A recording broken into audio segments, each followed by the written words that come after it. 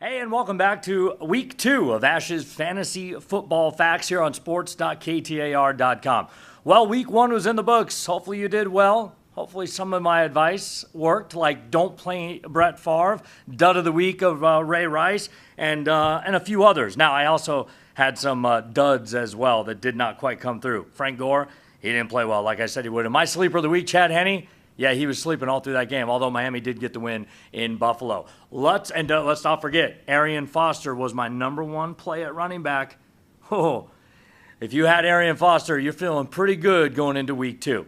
Let's not waste any time. Let's go to our week 2 schedule. A couple of the big-time players, I think. Starting at the quarterback position, I kind of like Donovan McNabb this week against Houston. Houston gave up over 400 yards passing in a win.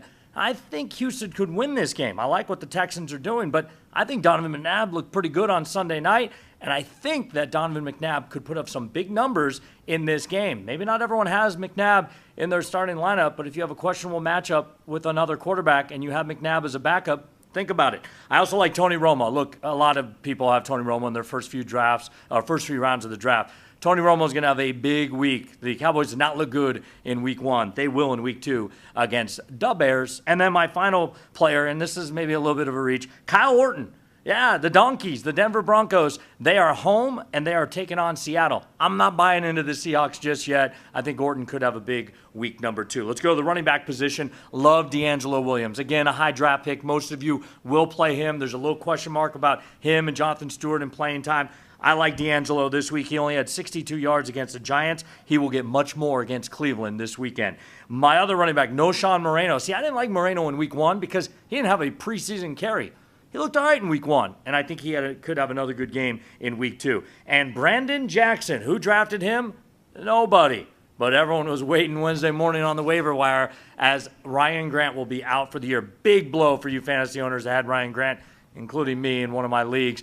It's all right. Try to get Brandon Jackson. If you got him, great. Start him because I think the Green Bay Packers will try to run the ball against Buffalo. My other play of the week, Ahmad Bradshaw. Again, until the Colts prove to me they can stop someone from running the football. Foster went for over 200.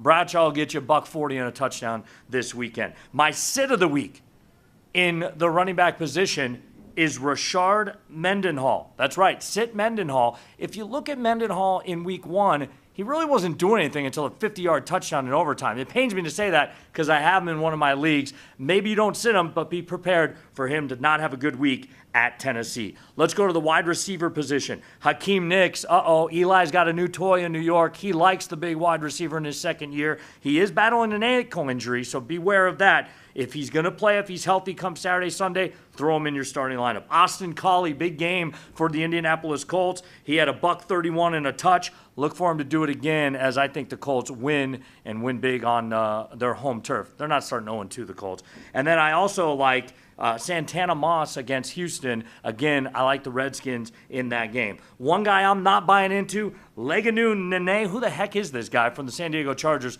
Look, he had a nice first week. That's because Antonio Gates was triple teamed. I am not buying into it. If you picked him up this week on your roster, fine.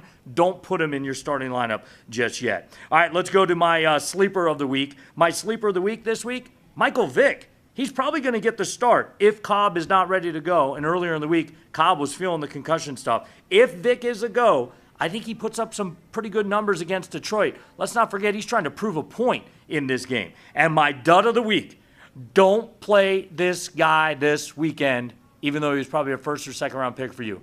Randy Moss. The Patriots are going to New York to take on the Jets. Darrelle Revis will have Moss, and we'll keep him in check. Plus, Randy Moss has more on his mind, like a paycheck. So that is my Ash's Fantasy Facts of the Week for week number 2. Hopefully you have a great week. Don't forget you can reach me at ash@ktar.com, on Facebook, Mark Asher, and then on Twitter, Ash620. Any of your questions, comments, or if I mess up, your concerns, you can send them my way. Don't forget to get your lineup in, and good luck in week 2.